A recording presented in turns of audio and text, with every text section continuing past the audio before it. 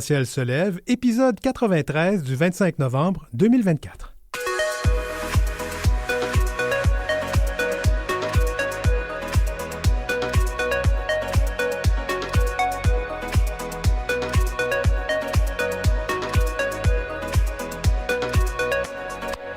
Au sommaire, à la veille de la journée mondiale du sida, un état des lieux avec la Dr Cécile Tremblay, le chercheur Nicolas Chaumont, le directeur général de la Coxsida Ken Monteith et la directrice générale de Maison Plein-Cœur Nancy Labonté, et aussi avec mon comparse de toujours, alors à l'Arc-en-Ciel se lève, Gengis Grenier, infirmier, et on va parler aussi de GPA à la Transatlantique Queer avec Christophe Gérard à Paris.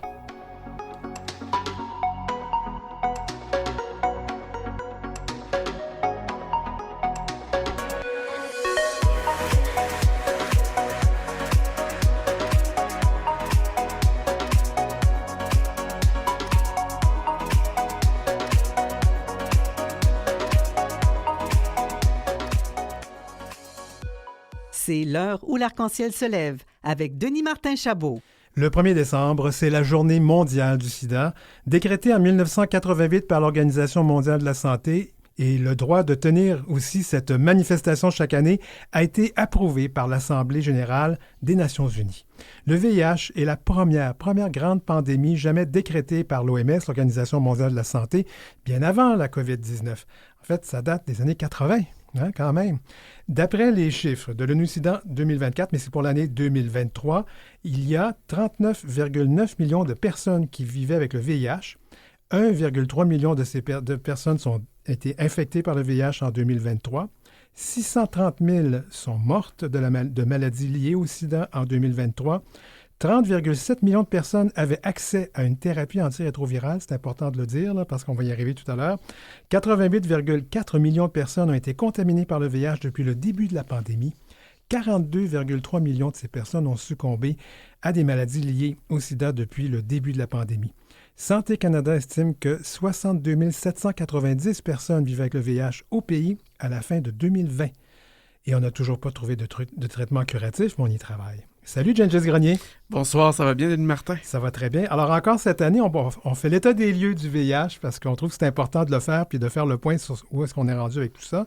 Et avec toute notre brochette d'invités qui sont vraiment intéressantes. Alors, je vais faire le tour de la table. La Dr Cécile Tremblay du CHUM. Bonjour, bienvenue à l'émission. Bonjour. Et on reçoit aussi le chercheur Nicolas Chaumont. Bonjour. Bonjour. Et le directeur général de la Coxsida, qui est un organisme qui chapeaute une vingtaine, trentaine d'organismes, 36 organismes communautaires. Et la directrice générale de Maison Plein-Cœur, Nancy Labonté. Bienvenue à l'émission. Bonsoir. Alors, on va commencer par, puis je pose la question, je vais ouvrir là-dessus. C'est quoi le portrait du VIH en 2024? Allons-y, de quoi ça a l'air? Je vais briser la glace. Oui. J'ai fait mes petites recherches sur Internet. Puis, il y a un pays que la croissance semble être plus importante que les autres. Quand on regarde leur proportion population versus leur proportion de nouvelles infections qui sont probablement sous-évaluées, il y a un pays, un très grand pays sur cette planète qui est un joueur important sur la scène internationale qui, dans l'ensemble de leur population, leur population vivant avec le VIH aurait dépassé le 1%. C'est un pays avec une politique quand même assez agressive envers les populations queer et LGBT. Et on parle de quel pays? Le pays de la Russie. Ah, ben oui. Leur statistique serait vraiment, ce serait l'un des pays au monde où l'épidémie progresse le plus vite, entre autres nourri par l'usage de drogues injectables. Ils seraient, entre autres, les champions numéro 1 en ce moment, là, apparemment, sur la planète, de ce que j'ai pu décortiquer comme statistique. Est-ce qu'on peut parler du Canada, peut-être, Cécile Tremblay? Oui, rapprochez-vous du micro. Oui, je pense qu'on a encore l'impression que parce qu'on ne parle plus beaucoup du VIH et puis qu'on a parlé beaucoup de la COVID depuis les dernières années que c'est disparu, le VIH au Canada. Alors, c'est pas le cas. Puis malheureusement, dans n'importe quelle bataille, quand on n'avance pas, on recule. Alors, ce qu'on a vu au cours de la dernière année, des 2 dernières années, je dirais, c'est une augmentation des cas de nouvelles infections ou de nouveaux diagnostics de VIH. Puis il faut faire la différence entre les deux parce que souvent, ce sont des personnes qui ont attrapé le VIH depuis un certain nombre d'années, mais qui n'avaient pas reçu de diagnostic Et oui, ça peut être le cas. Quand les gens se font infecter par le VIH, ça peut être asymptomatique. Ils peuvent ne pas s'en apercevoir. On voit aussi qu'il y a des populations migrantes qui arrivent dans deux pays où il y a de fortes populations affectées par le VIH et puis qui n'ont pas eu de diagnostic dans leur pays, puis ils nous arrivent ici, parfois en état très, très malade, très avancé, en phase sida. Et ça, on voit ça depuis quelques années, 2-3 ans, on ne voyait plus ça depuis des dizaines d'années. Alors, c'est une préoccupation qu'il faut remettre un peu sur la sellette et puis s'assurer qu'on fasse ce qu'il faut pour reprendre le contrôle de la situation. J'avais l'impression, en regardant les chiffres de la santé publique, l'INSPQ, c'est ça, que il y a un nouveau groupe qui commence à être très important dans les infections. On parle des personnes hétérosexuelles, qui seraient même... Ken? Mais je pense que ça fait depuis des années que la part de cette population augmente dans les chiffres. On ne comprend pas nécessairement c'est qui, mais évidemment, si on a beaucoup de femmes vivant avec le VIH, de femmes hétérosexuelles, on va voir des hommes hétérosexuels même si on ne les voit pas. Donc, je pense que c'est un peu difficile. On ne comprend pas nécessairement c'est qui exactement ces personnes. Je pense que dans les statistiques, quand on a des partenaires de personnes qui appartiennent à différents groupes, on les compte dans les groupes. Ouais. Mais donc, un partenaire d'un homme bisexuel serait compté avec les hommes. Donc, le facteur de risque. Les RSA qu'on appelle, oui. Ouais. Les hommes ayant des relations sexuelles avec des hommes. Mais il y a aussi, parce que Madame Tremblay, la docteure Tremblay a quand même sorti quelque chose d'important. Beaucoup de personnes issues de l'immigration. Et puis je trouve que c'est important d'en parler, puis d'en parler correctement, parce qu'il y a un problème, il y a un risque de stigmatisation. Je ne sais pas qui veut aller sur la question là-dessus. Mais je pense qu'il est important de le situer. Donc, cette année, ou en 2022, c'est la dernière année pour laquelle on a des statistiques, c'était le plus grand groupe. Mais c'était une arrivée massive après 2 ans de frontières fermées. Oui. Donc, il faut mettre ça en contexte. Mais aussi, on ne parle jamais, on parle du nombre de personnes. On ne parle pas du nombre total de personnes nouveaux arrivants. Oui. Donc, comme pourcentage de ce grand groupe, c'est faible. Donc, c'est pas au niveau de la Russie, juste pour le nommer. Il faut situer ça. Et certaines personnes arrivent déjà, donc c'est une bonne nouvelle pour moi que les gens arrivent ici. Ils étaient refusés dans le passé à cause du fardeau qui est représenté sur le système au Canada. Mais on peut avoir maintenant des immigrants réguliers, mais vivant avec le VIH, qui sont accueillis. Et ils arrivent normalement en santé. Ils arrivent traités. Et c'est une chose qu'on voit, c'est pas tout le monde, c'est pas les demandeurs d'asile, mais les immigrants indépendants peuvent venir vivant avec le VIH. Avant d'aller plus loin, je pense que vous vouliez dire quelque chose, Cécile? En fait, Ken a raison. Il y a une bonne proportion de ces gens-là qui suivaient un traitement déjà dans leur pays d'origine, puis tout ça. Mais il y a l'autre portion de cette population-là, dont la situation est beaucoup plus triste, qui ont vécu des parcours migratoires assez épouvantables, qui nous arrivent en très mauvais état de santé. Et donc, on commence à les prendre en charge et puis à leur offrir un traitement. Moi, je n'ai pas vu autant de cas de sida à l'hôpital. On parle de sida, c'est des gens qui sont vraiment avancés dans leur maladie, avec des CD4 très, très bas, qui ne connaissaient pas leur diagnostic avant. Et puis que là, ils l'apprennent là, quand ils ont une maladie qui est très sérieuse. Donc, il ne faut pas sous-estimer et le besoin d'amplifier le dépistage des gens. Parce que ce n'est pas juste les populations migrantes, là. Même la population locale ici, le pourcentage de diagnostics avec des CD4 relativement bas et plus de la moitié des nouveaux diagnostics, ce sont des gens avec leur système immunitaire qui est déjà très affaibli. Donc, ça veut dire qu'ils ont l'infection depuis longtemps. Puis puis donc, ils n'ont jamais eu accès, ils ne se sont pas crus à risque ou ils n'ont jamais passé de tests de dépistage. Et puis, ce que ça nous dit, c'est si on faisait des dépistages de façon plus systématique, on éviterait à ces gens-là d'avoir une détérioration de leur état de santé, de leur système immunitaire. On pourrait leur offrir le traitement plus précocement, puis le pronostic serait meilleur. On a l'impression que ça n'existe plus, le VIH. On n'en parle pas, on n'en entend pas parler, sauf le 1er décembre. Ben, je vais juste rajouter un chiffre ou deux, là, même si ça fait beaucoup de chiffres. Mais c'est vrai qu'en 2022, au pays, au Canada, c'est 25% d'augmentation des nouveaux diagnostics, ce qui est en partie peut-être attribué en effet à ces nouvelles populations qui sont arrivées. Mais les deux champions des provinces dans lesquelles il y a le plus de nouveaux cas, c'est Saskatchewan et Manitoba. On a aussi un problème avec les personnes autochtones, dépister la maladie dans ces communautés-là et les traiter également. Et puis un dernier chiffre peut-être, c'est que, tu l'as dit au début, Denis Martin, on a 39,9 millions de personnes sur la planète qui vivent avec le VIH. On n'a jamais eu autant de personnes avec le VIH sur Terre qu'en 2024. Et la raison à ça, c'est évidemment parce qu'on a des traitements qui fonctionnent, donc ça prolonge leur vie. Mais pour dire que le VIH, c'est pas du tout fini. Encore une fois, 2024, c'est l'année où il y a eu le plus de personnes sur Terre qui ont le VIH. Et ça ne va pas s'arranger avec les années. Est-ce qu'on fait assez pour s'occuper des personnes qui vivent avec le VIH? Je pense que j'en serai la question à Nancy parce que tu travailles directement auprès des personnes qui vivent avec le VIH. Oui, au niveau du communautaire, on travaille assez fort pour aider les personnes qui vivent avec le VIH et qui ont des problèmes personnels dus à la stigmatisation.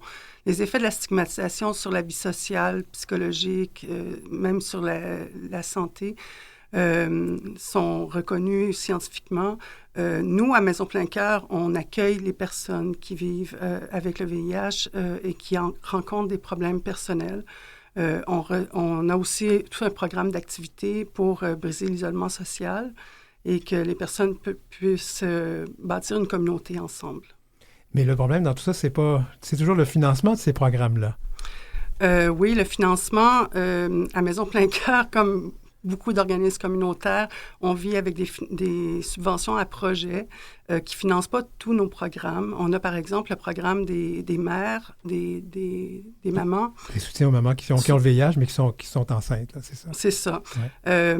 On a quand même 47% de nos participants qui sont des participantes qui nous sont référées par Sainte-Justine. Ces mamans-là, ils se retrouvent dans le groupe dont on parlait tout à l'heure, des mamans issues de l'immigration qui sont dépistées quand elles arrivent à Sainte-Justine, puis qui sont référées à Maison Plein Cœur par la suite. Ce programme-là n'est pas du tout subventionné. On fonctionne avec les dons. Ken, je te voyais dans tes yeux que tu voulais parler. Je peux dire que systématiquement, tous les organismes communautaires sont sous-financés. Mais aussi, je souligne que le Québec sous-finance la santé publique généralement. Et donc, on a besoin de plus d'investissement du gouvernement et plus d'engagement vers la santé publique. Il y a une lueur d'espoir qu'il y a une couple de semaines, le ministre de la Santé a dit que la prévention est importante. Donc, c'est la première fois qu'il l'aurait dit. Parce que normalement, quand on parle système de santé dans les médias, c'est les salles d'urgence et les listes d'attente pour les opérations. Et c'est tout ce qu'on parle. On ne parle pas de prévenir, on ne parle pas d'autres façons de traiter et d'assurer le bien-être de la population. Oui, Dr. Tremblay. J'aimerais renchérir là-dessus parce que on a des outils de prévention extrêmement efficaces à notre disposition. On n'a pas encore de traitement curatif, mais pour prévenir, on a des médicaments qui sont à près de 100% efficaces pour prévenir si on le donne à des populations à risque, puis si c'est pris adéquatement. Puis il y a de plus en plus de nouveautés là-dedans on va avoir bientôt sur le marché des médicaments qui peuvent se donner une fois aux 6 mois, puis qui sont efficaces pour prévenir la maladie. Alors quand Ken parle de prévention puis de lueur d'espoir, c'est que la prévention, ça ne tombe pas des nues. Il faut l'organiser. Il faut organiser un programme qui va faire en sorte qu'on va pouvoir aller trouver ces personnes-là qui sont à risque, les dépister, leur offrir cette prévention-là. Puis si on était capable de faire ça, là, on aurait un potentiel énorme à atteindre les objectifs de 2030 d'arrêter la transmission du VIH au Québec. Mais ça, il faut le structurer dans un programme de prévention du VIH auprès des gens qui sont le plus à risque. Genji, je vais te lancer là-dessus parce que toi, tu travailles en prévention. Tu fais les deux. Oui, je fais tout. Comme infirmier dans une clinique où on traite les gens qui vivent avec le VIH. Comment, toi, personnellement, est-ce que tu vois une amélioration? J'écoutais justement Dr. Cécile Tremblay, nos invités ici autour de la table. Je me rejoins beaucoup dans ce qu'ils disent, dans ma pratique un peu de tous les jours. Tu sais, Dr. Tremblay parlait des objectifs de 2030. Est-ce qu'on va y arriver de plus en plus qu'on avance dans le temps? Je vais t'interrompre. Les objectifs de 2030, c'est les objectifs de l'ONU-SIDA qui veulent que 95% des personnes qui vivent avec le VIH connaissent leur statut, donc ils ont été dépistées. 95% de ces personnes-là sont sous traitement antirétroviral et 95% ne sont indétectables, donc ne peuvent pas transmettre. Alors, c'est juste pour être clair, quand même. Je te laisse. Entre autres, pour stopper la transmission du VIH, quand on regarde les chiffres de 2020 au Québec, il y avait à peu près quelques 200 nouveaux cas diagnostiques pour 2020. 2022, ça l'a presque doublé. Pourtant, oui, il y a la pandémie qui a le dos large, mais tu sais, il y a une question d'éducation, il y a une question aussi d'immigration qui a été abordée autour de la table. Moi, quand je traite des immigrants qui viennent nous consulter en urgence parce qu'ils ont besoin de traitement, oui, il y en a qui arrivent qui sont déjà traités. Ils ont réussi à arriver avec un parcours du combattant, ils sont atterris quelque part au Mexique, ils ont traversé les États-Unis avec des douaniers corrompus pour les amener jusqu'à, corrompus, je dis, qui ont dû payer de leur poche une somme astronomique pour se faire directement déposer au chemin Roxfam. C'est arrivé. Puis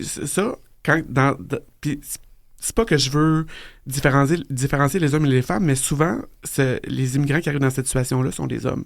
Ils sont arrivés tellement calculés au chemin Roxfam, tandis que je vois chez les femmes, des femmes qui ont été déplacées dans la guerre en Ukraine, en Palestine.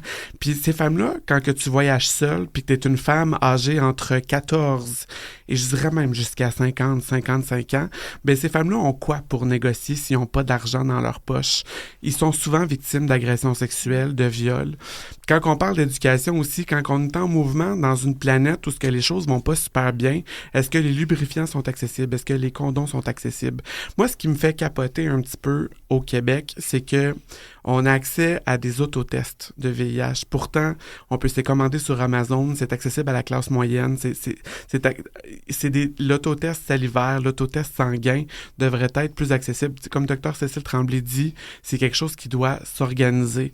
Pourquoi qu'ici, dans une civilisation qu'on dit de pays développés, pourquoi qu'on réussit à doubler nos nouveaux cas d'infection au VIH quand on a nos professionnels, on a des organisations, on a des institutions de santé qui fait qu'on pourrait prévenir le tout. En ce moment, visiblement, pas qu'on est en échec, mais on va pas nécessairement dans la bonne direction. C'est un peu mon opinion.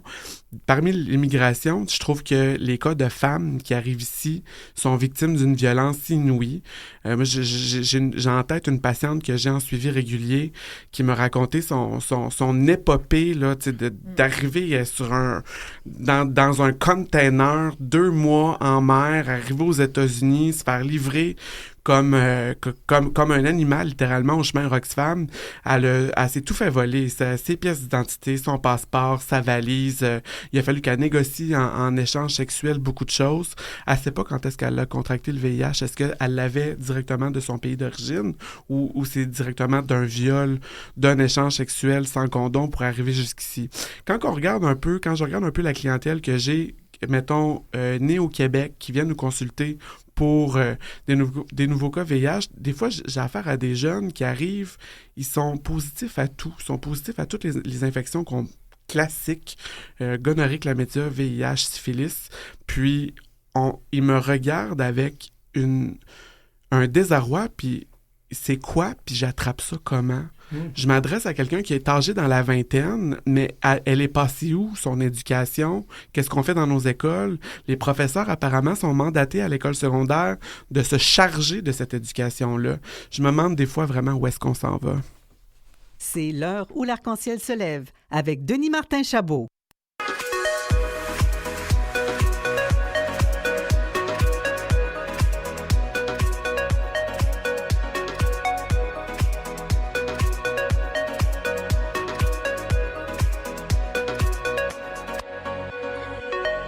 Discussion. Eh bien, c'est une discussion justement sur l'état des lieux du VIH ici au Canada et dans le monde. On n'a pas beaucoup parlé du monde, mais on en parle un petit peu parce que l'intervention de Gengis tout à l'heure, quand il parlait des personnes immigrantes qui arrivent ici, souvent, surtout quand on parle des femmes, doivent souvent négocier leur passage par des faveurs sexuelles ou qui ne savent pas quand elles ont attrapé ça. Justement, dans le monde, est-ce qu'on fait assez? Parce que c'est plate à dire. On a beau dire que nous, au Canada, ben oui, on a des médicaments, mais sauf que si on ne gère pas, on l'a appris avec la COVID, si tu ne gères pas la pandémie ailleurs dans le monde, ben revient mordre par en arrière. Hein? Mais ce qui m'inquiète en ce moment, c'est l'avenir de cette réponse internationale. Parce que on a commencé à traiter beaucoup mieux dans les pays du Sud et on a vu que les nouvelles infections ont diminué par la suite parce que I égale I fonctionne pour tout le monde. Donc, indétectable égale intransmissible. On n'a pas couvert l'ensemble des populations, mais on progresse. Mais maintenant, qu'est-ce qui va arriver? Donc, on a un nouveau président aux États-Unis. C'est l'année où on renouvelle le financement du Fonds mondial. Mm-hmm. On a aussi un programme présidentiel aux États-Unis, PEPFAR, qui finance les traitements pour beaucoup de personnes dans les pays du Sud. Et est-ce que tout ça est en danger? Bien, il y a surtout que le secrétaire à la santé, c'est un complotiste. Ça va pas bien, là. C'est ça. Donc, on peut beaucoup s'inquiéter. On a fait des progrès, mais tout ça démontre que nous avons des outils. Ils ne sont juste pas déployés suffisamment. Même ici au Québec. Donc, on a des outils, mais on a des barrières. Donc, des barrières comme l'argent que ça coûte pour acheter ces médicaments, même la partie qu'on paye. Il y a des barrières dans le sens que le dépistage qui n'est pas disponible. On doit multiplier les pistes vers le dépistage et enlever les barrières au traitement.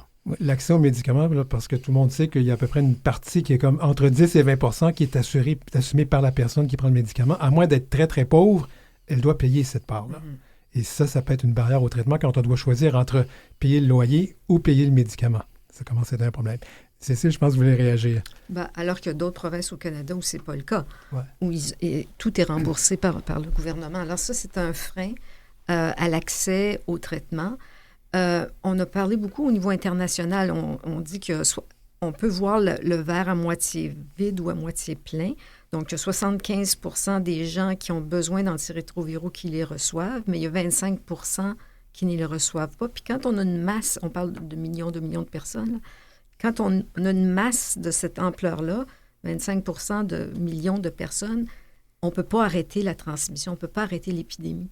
Il faut vraiment baisser ça beaucoup plus pour arriver à nos objectifs de 2030. Donc, ça, c'est vrai à l'échelle internationale, mais c'est vrai ici au Québec. Puis on a beaucoup parlé, avec raison, des populations migrantes, mais la plus grande hausse des cas au Québec, c'était encore chez les hommes gays. Mmh. Avec les moyens que l'on sait qui sont disponibles, les différentes cliniques qui prennent en charge la santé de ces hommes, malgré tout ça, on voit une augmentation des cas, malgré la PrEP, la prophylaxie pré-exposition dont je vous parlais tantôt, qui existe, elle ne se rend pas là où elle devrait se rendre. Alors, moi, je pense que c'est là l'importance. Quand on n'avance pas, on recule. Ouais. Puis, on a avancé un petit peu avec la PrEP. Là, il y a eu une relaxation puis la COVID y a été pour quelque chose, sûrement. Mais il faut qu'on reprenne le taureau par les cornes. Et puis ça va se faire dans un programme structuré de prévention du VIH avec plusieurs éléments, incluant le dépistage, incluant l'offre de PrEP, incluant l'aide psychosociale.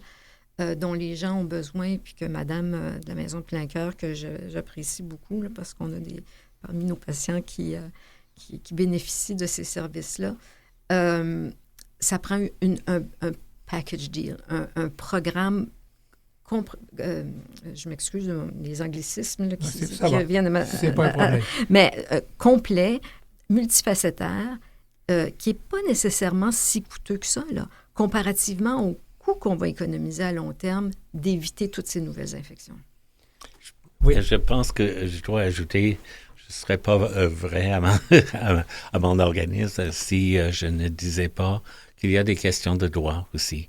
Il y a d'autres choses qu'on doit protéger et des choses qu'on doit vraiment interdire. Nous voyons des gens qui se font refuser des assurances parce qu'ils prennent la PrEP. Donc, pourquoi ça? Donc, pourquoi qu'on laisse aux compagnies d'assurance de poser ces questions quand on sait qu'une personne traitée, une personne vivant avec le VIH traitée ou une personne sur la PrEP ne va pas mourir avant ses amis? Donc, il y a des choses, des pratiques où on n'a pas le courage de les interdire, on n'a pas le courage de les confronter pour mettre fin à ces enjeux qui freinent aussi l'accès au traitement, l'accès au dépistage. C'est très important d'aborder, comme Dr. Tremblay dit, sur tous les fronts. On doit avancer sur tous les fronts, sinon on recule. On a une petite minute, on pourrait peut-être parler aussi du fait qu'il y a toujours et encore, on n'a toujours pas réglé la question de la criminalisation du VIH. C'est ça, et malheureusement, donc avec l'état du gouvernement fédéral en ce moment, on n'aura pas de changement sur ce front avant les élections, et croyez-moi que c'est pas les conservateurs qui vont changer des choses dans le bon sens. On pourrait aussi aller au gouvernement provincial qui ne gère pas très bien les cours d'éducation sexuelle, qui s'en donnent pratiquement pas dans les écoles. Hein? On va faire, nous, une petite pause et puis on revient après pour continuer la discussion. On va parler aussi de l'état de la recherche parce que ça aussi, ça avance. Alors, je vous rappelle que nous avons avec nous la docteure Cécile Tremblay du CHUM, le chercheur Nicolas Chaumont de l'Université de Montréal, Ken Monteith, directeur général de la Coxida, et Nancy Labonté, directrice générale de Maison Plein-Cœur, et notre chroniqueur santé, Gengis Grenier. On vient tout de suite après la pause.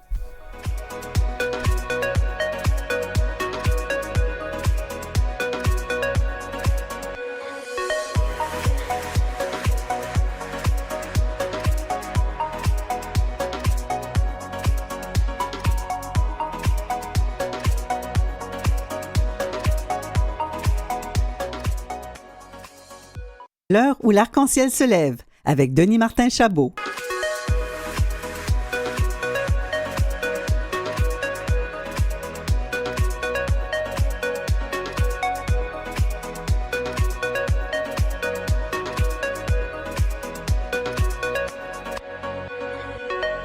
Discussion. Il nous reste 10 minutes pour continuer cette conversation fort intéressante sur l'état des lieux du VIH. Nous recevons la docteure Cécile Tremblay du CHUM, le chercheur Nicolas Chaumont de l'Université de Montréal, Ken Monteith, directeur général de la Coxida, et Nancy Labonté, directrice générale de Maison Plein-Cœur, et notre chroniqueur santé, Gengis Grenier. Ben là, c'est peut-être le temps de parler. Ça fait un bout de temps qu'on essaie de trouver un traitement curatif au VIH, puis je sais que ça vous tient à cœur, Nicolas. On y arrive. Est-ce qu'on va y arriver? C'est l'heure de l'espoir. La question, je vais poser la question qui tue, mais c'est peut-être pas approprié dans ce cas-ci. En fait, non. Est-ce qu'on va y arriver? Moi, je continue à penser que oui, sinon je ferai autre chose de ma vie. Là. Donc oui, je crois qu'on va y arriver. La question que je n'aime pas, c'est quand, parce qu'on n'a pas de réponse à cette question du quand. Ouais. Il y a des progrès toujours extraordinaires qui se font. Brièvement, aujourd'hui, on a 7 personnes sur Terre qu'on considère comme définitivement guéries du VIH parce qu'ils ont eu accès à cette fameuse greffe de cellules ou greffe de moelle. On dit c'est des personnes qui avaient un cancer et qui ont reçu une greffe de moelle pour guérir leur cancer et qui se sont débarrassés du VIH en même temps. Ce qu'il y a de nouveau, c'est 2 choses. 1, il y en a de plus en plus. Maintenant, tous les ans, on a un nouveau cas d'une personne qui est guérie du VIH par cette procédure, qui, encore une fois, est très dangereuse, qu'on ne peut pas donner à tout le monde, qui est réservée uniquement à des personnes qui ont le cancer. Mais l'autre nouvelle, qui à mon avis est plus importante, c'est qu'auparavant, les seules personnes qui guérissaient avec cette greffe, bénéficiait d'un donneur très spécial qui a eu une mutation très bizarre qu'on ne trouve pas beaucoup, qui protège naturellement contre le VIH. Et maintenant, même des personnes qui reçoivent une greffe de vous et moi, de personnes qui n'ont pas cette super mutation, peuvent se débarrasser de leur virus. Donc ça ouvre des super perspectives en fait pour comprendre comment est-ce qu'on pourrait éradiquer le virus. Donc, le problème, c'est qu'une greffe de moelle osseuse, disons qu'il faut que quelqu'un fasse un don. C'est pas évident. Alors, on kidnappera pas personne. Non, et puis je vous déconseille de le faire. On a encore un risque de mortalité très élevé à travers ces procédures. Donc, c'est vraiment réservé à des personnes qui ont besoin de ça pour guérir de leur cancer. Là, il ne s'agit pas de faire ça chez toutes les personnes qui ont le VIH. Heureusement, on a d'autres stratégies que ça. Ah oui, allons-y. Donc, il y a plusieurs stratégies. Les deux grandes stratégies, on va dire, c'est où on attaque le virus, où on renforce le système immunitaire. Et le mieux, c'est de faire les deux en même temps. Donc, attaquer le virus, c'est quoi? C'est aller le chercher là où il se cache, donc dans ces fameux réservoirs qui sont les tissus profonds, ça peut être votre intestin, votre cerveau, où le virus se cache au cours des thérapies, et puis essayer d'aller le déloger de ces réservoirs-là. Et puis maintenant, vous avez sans doute entendu parler du CRISPR-Cas9, qui est la révolution en génétique des 10 dernières années, qui sont des ciseaux moléculaires qui peuvent aller spécifiquement couper une séquence génétique, et en particulier donc la séquence du VIH.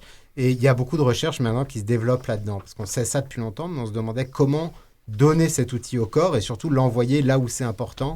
Et on a fait beaucoup de progrès là-dessus. Et ce progrès, il est dû, entre autres, à la recherche qui a été faite sur les vaccins pendant la COVID. On dit souvent que les vaccins COVID viennent de 15 ans de recherche en VIH, et c'est vrai. Et puis là, maintenant, les vaccins COVID tellement utilisés renseignent le VIH, parce qu'on se rend compte que la façon dont on les donne, ces fameuses particules de lipides qui sont dans les vaccins peuvent être utilisées comme des outils pour délivrer ces ciseaux moléculaires. Donc ça, c'est très encourageant. Il y a d'autres, je ne vais pas rentrer dans les détails, là, d'autres stratégies pour aller déloger ces réservoirs. Et puis finalement, le système immunitaire. Donc ça, évidemment, on voudrait transformer le VIH comme un virus qu'on a tous les jours et qu'on contrôle très bien. On est tous infectés par des virus de la famille des herpès. Vous avez des feux sauvages, il disparaît, il revient, et puis votre système immunitaire le contrôle. Donc on voudrait transformer le VIH en un virus de l'herpès que le système immunitaire pourrait contrôler. C'est difficile, mais là encore, il y a plein de progrès qui sont faits. Il y a des nouveaux essais thérapeutiques qui montrent des résultats très encourageants. On attend les résultats d'un essai qui s'appelle RIO, avec des fameux anticorps neutralisants, qui sont des petites bibites qui vont neutraliser le virus, qu'on aura probablement en mars lors d'une grande conférence. Donc, ça bouge. Voilà. Donc, même si on n'a pas encore la guérison, et je ne vous dirai pas quand on l'aura, ça bouge, et c'est ça qui est important. Moi, j'ai une question. Oui. Peux-tu prendre le relais? Les personnes qui vivent avec le VIH, beaucoup d'entre eux sont vieillissants. Puis, il y en a beaucoup d'entre eux qui ont été ostracisés et maltraités par les professionnels de la santé il y a 40 ans. Là, moi, je me fais beaucoup demander, puis j'entends beaucoup ça comme question qui résonne. Est-ce que ça vaut vraiment la peine, une fois que je vais mourir, de donner mon corps à la science? Alors ça, c'est pas moi qui vais répondre à cette question. Est-ce que ça vaut la peine scientifiquement? Est-ce qu'on apprend quelque chose? Est-ce qu'il y a des choses encore à apprendre? Bien sûr que oui. On a une étude qui est une étude canadienne qui est financée par le consortium CanCure, dans laquelle on demande à des personnes qui vivent avec le VIH s'ils veulent bien donner leur corps pour qu'on aille justement chercher ces fameux réservoirs. Quand on fait des biopsies pour aller chercher où il y a du virus qui persiste chez des personnes vivantes, on est quand même limité dans ce qu'on peut, les échantillons qu'on peut obtenir. Si je te demande un morceau de cerveau, c'est sûr que tu ne peux pas me donner ça de ton vivant.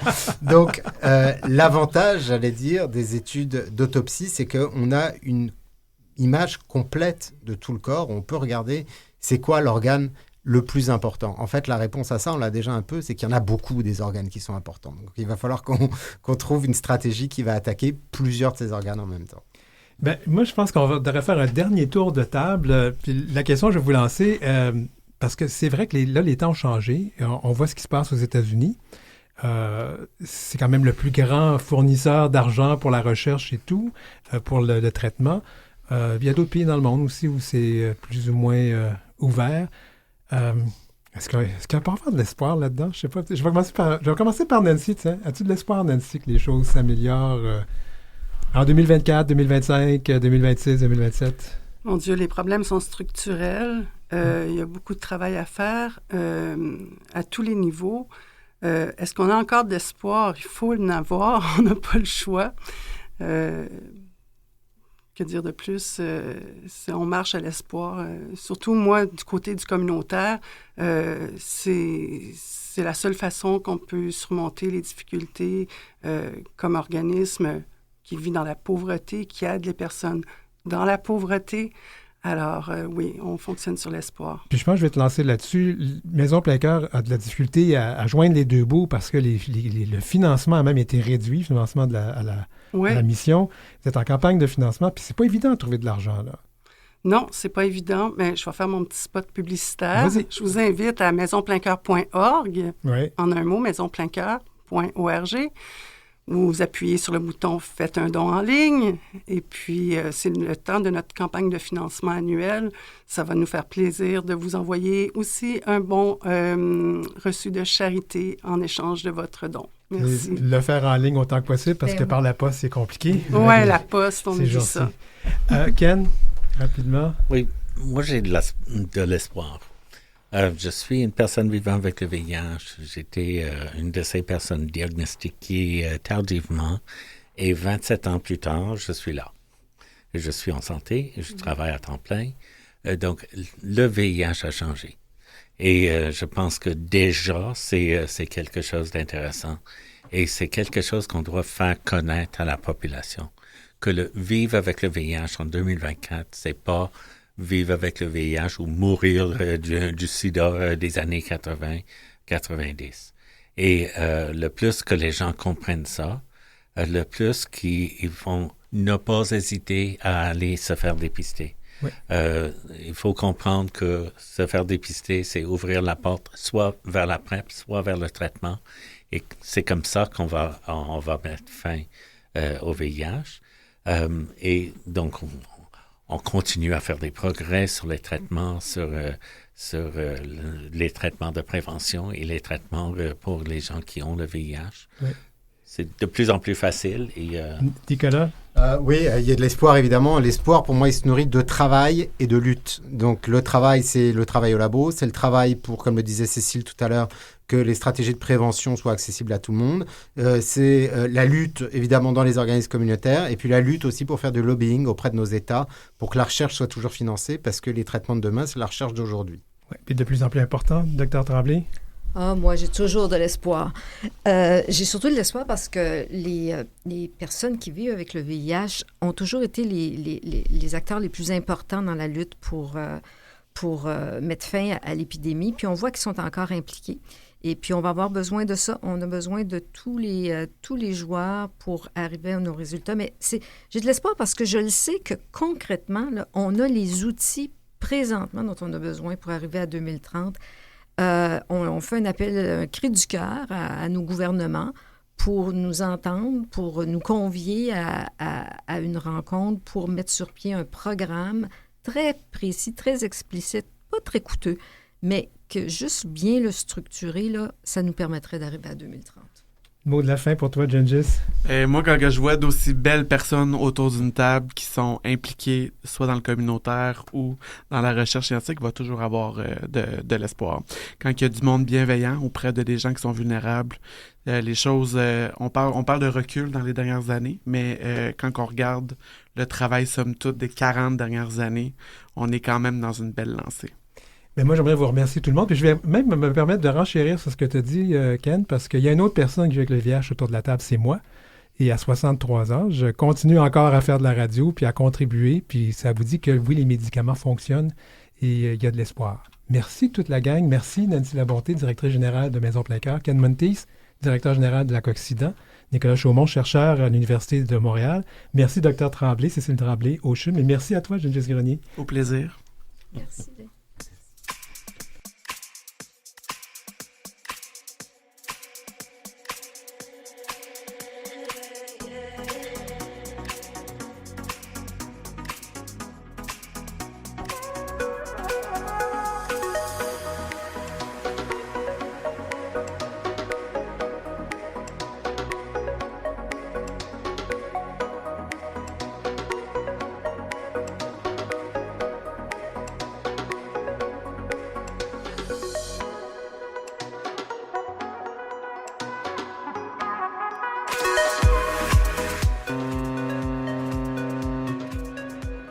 Transatlant Queer, des nouvelles d'outre-mer.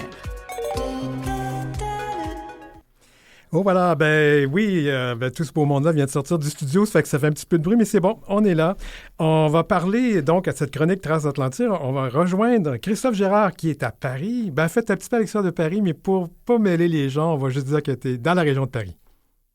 Ok, c'est ça, À Mérou, mais quand même. dans la grande région parisienne. Ben, c'est fou, 50 km, c'est quand même pas si loin que ça. Avec les trains chez vous, ça se fait bien. Ouais, Ouais. mais c'est considéré comme la province, c'est pas Paris en fait, là où Bon, j'habite. alors, mon provincial. On va parler de GPA, gestation pour autrui, avec le Sénat italien qui vient de voter une loi qui punit lourdement les parents d'enfants nés par la GPA à l'étranger. Ouais, alors le mois dernier, je te parlais d'une circulaire mise en place en France et qui compliquait un peu la vie de parents d'enfants nés par GPA à l'étranger. Ben, l'Italie a fait bien pire que ça et va beaucoup plus loin, hein, puisque le 16 octobre dernier, le Sénat italien a validé un texte qui avait été adopté un an auparavant, en juillet 2023, par l'Assemblée nationale italienne et qui, en fait, donc, vise à interdire la gestation pour autrui aux citoyens italiens qui auraient eu recours à cette méthode à l'étranger. Donc, la proposition de loi portée par Fratelli Italie, donc Frères d'Italie, hein, le parti d'extrême droite de la chef du gouvernement, a été adoptée à 84 votes contre 58 et, chose à préciser, hein, sans aucune abstention. Hmm. Et qu'est-ce que ça prévoit ce texte-là? Eh ben, en fait, avec cette nouvelle loi, les couples qui se rendent à l'étranger pour avoir recours à une GPA sont passibles de 3 mois, de 3 mois à 2 ans d'emprisonnement et également une amende pouvant aller de 600 000 euros à 1 million d'euros. Et quand on sait que c'est beaucoup de personnes de nos communautés qui font appel à la GPA, ils sont vraiment à risque. Mais là, cette loi-là n'est toujours pas applicable, hein? Non, parce que pour qu'elle soit promulguée, il est nécessaire qu'elle soit signée par le président de la République, le démocrate chrétien Sergio Mattarella, mais c'est toujours pas le cas pour l'instant. Et qu'est-ce que dit l'opposition en Italie? Alors, si l'on en croit le député de gauche Riccardo Maggi, en fait, ben, lui, il assure que l'opposition va se lancer dans un combat en présentant notamment un recours devant la Cour constitutionnelle. Il déclare que ben, ils vont continuer à se battre pour annuler cette règle, mais aussi pour légaliser la GPA de solidarité en Italie. Et il précise que le corps des femmes et leur liberté leur appartiennent, pas à Giorgia Meloni, pas à ce gouvernement et d'ailleurs à aucun gouvernement à travers le monde. Juste pour répéter, la Giorgia Meloni, c'est la première ministre d'Italie et elle appartient à la frange de droite. En fait, je pense qu'il se disait néo-fasciste, hein? C'est quelque chose. C'est ça, c'est ça. Oui, je continue, Christophe. Oui, alors, donc en fait, les propos que je viens de citer tranchent vraiment avec ceux de Eugenia Rosella, qui est ministre de la Famille, de la Natalité, et ça ne s'invente pas, de l'égalité des chances, qui estime quant à elle que les gens ne sont pas des objets, que les enfants ne s'achètent pas, et que l'on ne peut pas vendre ou louer des parties du corps humain, et que la pratique aberrante de la GPA est un délit et ne peut plus être contournée grâce à cette loi, qu'elle considère d'ailleurs en la matière que le vote du Sénat place l'Italie à l'avant-garde des nations en ce qui concerne ces lois. Oh là là là là là là. Bon, les lois anti-queer, anti-LGBTQIA+, de Giorgia Meloni sont saluées par l'extrême droite un peu partout sur le continent européen. Puis peut-être Ouais, bientôt aux États-Unis aussi, tant qu'à faire, ouais. ouais, ouais. Et puis alors, c'est un petit monde qui se connaît, qui se côtoie, qui s'apprécie, hein. Donc, on peut considérer Giorgia Meloni comme une figure de proue hein, des lois anti-LGBTQIA+ en Europe. Bah, depuis son arrivée au pouvoir, elle a multiplié les prises de position contre la communauté queer et elle se présente comme une mère chrétienne défendant les valeurs de la famille traditionnelle. Elle a des prises de position qui lui ont valu d'ailleurs hein, le soutien de l'extrême droite, comme je le disais, à travers le continent européen. Récemment, c'est le président turc Erdogan qui l'a remercié pour sa position qui soutient la notion de famille et qui défend les valeurs familiales face aux défenseurs LGBT. Alors, on le sait, hein, elle est également proche du Premier ministre hongrois, Viktor Orban, qui préside actuellement l'Union européenne, le Conseil de l'Union européenne. La Hongrie, on le sait, hein, n'est pas un des pays de l'Union européenne les plus en avant en ce qui concerne les droits des personnes LGBTQIA+. Wow. Mais quand même, l'Italie a été affichée hein, sur la situation des droits humains. Tout à fait, hein, puisque récemment, il y a un rapport de la Commission européenne contre le racisme et l'intolérance qui a dénoncé la situation des droits humains en Italie. Elle estime qu'il existe une xénophobie de plus en plus présente dans le discours public, et ça va plus loin, hein, puisqu'il y a également un discours politique aux connotations de plus en plus clivantes, que ce soit à l'encontre des réfugiés, mais également des citoyens italiens d'origine étrangère, et bien évidemment des personnes LGBTQIA+.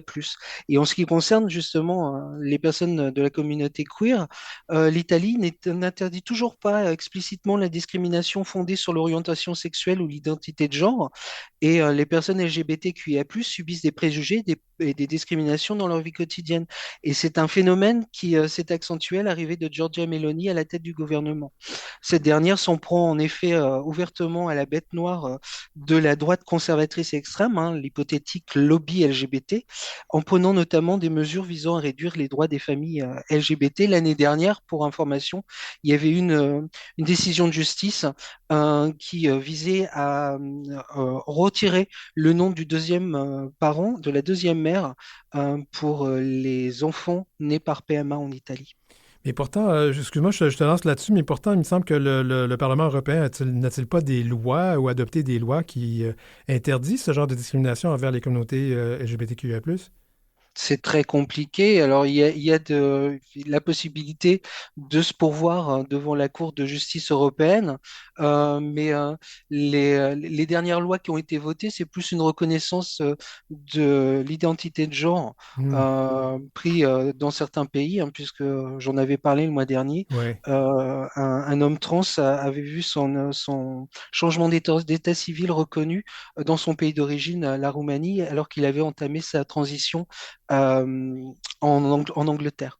Mais en ce qui concerne la GPA et la PMA, sont des sujets qui sont très, j'allais dire touchy, en tout cas, qui sont très clivants en matière de politique et même de pensée en Europe. Donc, c'est un peu compliqué encore. Oui, on va passer donc de la PMA, de la procuration aux médicaments assistés et la gestation pour autrui, la GPA. On va parler de l'association Stop Homophobie qui a lancé une action devant le Conseil constitutionnel pour obtenir un meilleur accompagnement des victimes. On parle de victimes, j'imagine, de crimes homophobes, là. Tout à fait. Donc en fait, l'association Stop Homophobie, c'est une association importante chez nous en France, hein, puisqu'elle défend les droits et les personnes LGBTQIA+.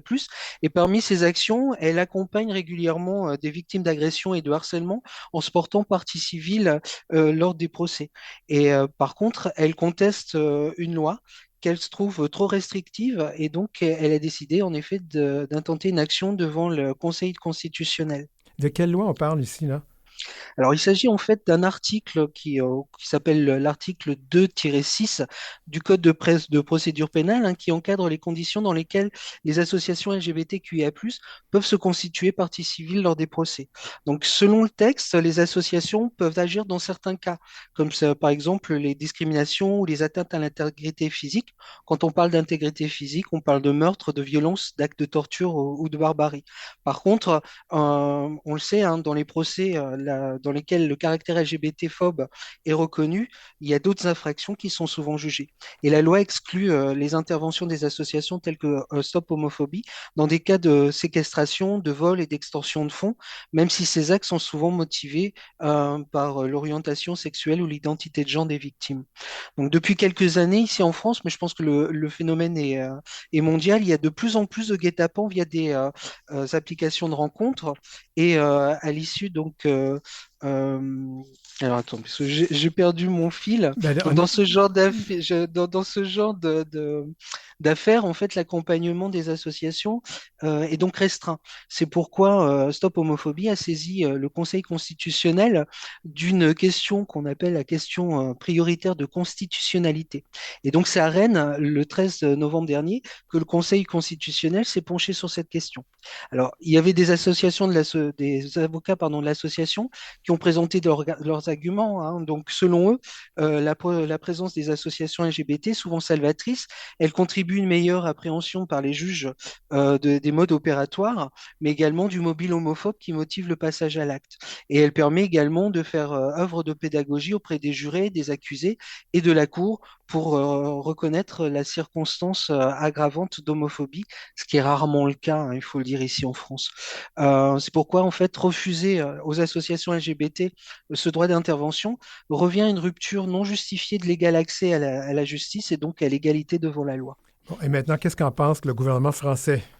Alors, quand il s'agit de questions prioritaires de constitutionnalité, hein, le gouvernement est toujours représenté. Et là, en l'occurrence, cette fois-ci, c'était par Benoît Guillem, qui est chargé de mission pour les questions constitutionnelles auprès du secrétariat général.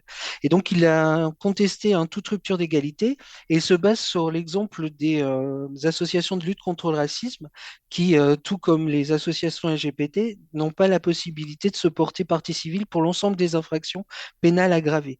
Et par ailleurs, en fait, le gouvernement estime que le nombre d'affaires poursuivies pour au moins l'une des trois infractions, donc séquestration, vol ou extorsion de fonds, en raison de l'orientation sexuelle ou de l'identité de genre, est limité. En gros, il n'y a pas assez de guet-apens homophobes en France pour justifier d'un changement de règle. Ouais. Donc, l'avocat de Stop Homophobie, qui s'appelle Maître Boué Diacono, lui a souligné que les chiffres d'actes anti-LGBTQIA+, démontrent qu'on est en face à un phénomène sociétal qui s'aggrave. Les victimes sont de plus en plus la cible d'atteintes aux biens compte tenu de leur orientation sexuelle. Et on se base en fait sur le fait que ce sont des personnes, on va dire, euh, enfin, pour lesquels en fait la commission d'un crime est facilitée. Donc, si on se base sur une enquête qui a été par le magazine Têtu, la réalité, en fait, c'est au moins un guet-apens homophobe par semaine en France. Et il a noté d'ailleurs que de nombreuses victimes ne portent pas plainte. Et comme je le disais tout à l'heure, le caractère aggravant d'homophobie est rarement reconnu en France. Oui, c'est assez difficile pour des gens qui sont victimes d'un guet-apens parce que c'est humiliant. C'est arrivé ici, d'ailleurs, au Québec. Il y a eu quelques cas récemment qui ont été médiatisés, mais on ne connaît pas les autres cas qui ne le sont pas parce que les gens ne portent pas plainte. Alors, c'est quoi la décision là, du Conseil constitutionnel finalement? La décision est tombée récemment, hein, puisque c'était vendredi dernier, vendredi 22 novembre. Le Conseil constitutionnel s'est basé sur les textes de loi existants, sur la Déclaration des droits de l'homme et sur les réquisitoires des différentes parties. Et elle a déclaré que les dispositions légales actuelles étaient conformes à la Constitution. En gros, le caractère anticonstitutionnel de l'article 2-6 du Code de procédure pénale n'a pas été reconnu et par conséquent, il n'y aura pas de changement de règle. Ah, bon, alors on va changer de sujet. Parlons maintenant de cyberharcèlement. 7 personnes ont été arrêtées dans l'affaire Thomas Joly. Oui, alors si la cérémonie d'ouverture des Jeux Olympiques a conquis le monde entier, on en a parlé à plusieurs reprises, on le sait, certains haineux ont également décrié des tableaux de la cérémonie, tels que celui qui s'appelait Festivité, et dans lequel ils ont vu une version queer, donc inadmissible, hein, de la scène. Donc ça leur a donné une opportunité supplémentaire de se lancer une nouvelle fois, hein, dans leur sport favori, le harcèlement via les réseaux sociaux. Donc à l'issue de la cérémonie d'ouverture, de nombreux artistes queer ont reçu des menaces de mort et des commentaires LGBT-phobes via les réseaux sociaux. C'est le cas du metteur en scène Thomas Joly, hein, qui a expliqué être la cible sur les réseaux sociaux de messages et d'injures critiquant son orientation sexuelle, mais également ses origines israéliennes supposées, à tort, hein, bien évidemment, il n'est pas juif. Mais ce caractère a été également dénoncé par les haineux. Donc, des faits qui ont été reconnus assez graves, hein, puisque le parquet de Paris a ouvert une enquête pour cyberharcèlement le 31 juillet. Une enquête donc qui a porté ses fruits? Tout à fait, hein, puisque le 22 octobre, on a appris que 7 personnes ont été interpellées par les enquêteurs de l'Office national central de lutte contre les crimes contre l'humanité et les crimes de haine. Maintenant, on parle de quel profil là, des personnes qui ont été accusées? Alors, il s'agit de 6 hommes et d'une femme âgés de 22 à 79 ans, donc un large spectre en niveau âge. Toutes les générations étaient donc participantes à cette campagne de haine en ligne. Selon une source proche de l'enquête, un certain profil était inquiétant. L'un des suspects est d'ailleurs considéré comme un professionnel de la haine. Et on compte également parmi les gardés à vue un candidat des suppléants lors des dernières élections législatives en France sur l'étiquette Reconquête, le parti d'Éric Zemmour. C'est étonnant. Oui. Il nous reste à peu près 40 secondes. Qu'est-ce que sera la suite de ces arrestations? Alors, il y a 5 des personnes qui vont être convoquées devant le tribunal correctionnel de Paris et donc elles devront répondre de menaces de mort, d'injures aggravées sur l'orientation sexuelle et religieuse et elles encourent jusqu'à 7 ans de prison et 75 000 euros d'amende. Wow. Ben, on va se reparler le mois prochain parce qu'il y avait d'autres sujets dont on veut discuter, dont évidemment le chemsex, mais on en parlera le mois prochain. Merci beaucoup, Christophe Gérard, à Méru, pas loin de Paris. Oh, ouais. À très bientôt, Denis Martin. À très bientôt.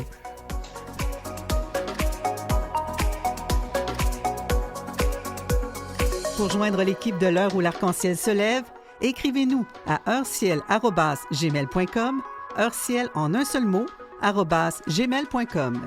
Suivez Denis Martin Chabot sur Facebook et Instagram, @DM Chabot Auteur et sur LinkedIn, Denis Martin Chabot.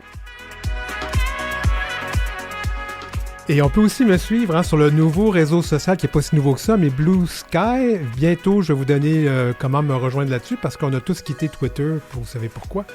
Alors, c'était l'heure où l'arc-en-ciel se lève, épisode 93, en ce 25 novembre 2024. N'hésitez pas donc à communiquer avec nous. Merci à toute l'équipe, à la recherche, Godéric Trobe et Marie Massé. Merci Maurice Bolduc à la mise en onde, Gerly Ormelette, chef de contenu numérique, et toute l'équipe, Jean-Sébastien Liberté, Philippe Lapointe et Marjorie Théodore. Je m'appelle Denis Martin Chabot et je vous donne rendez-vous la semaine prochaine, même heure, même endroit, même poste.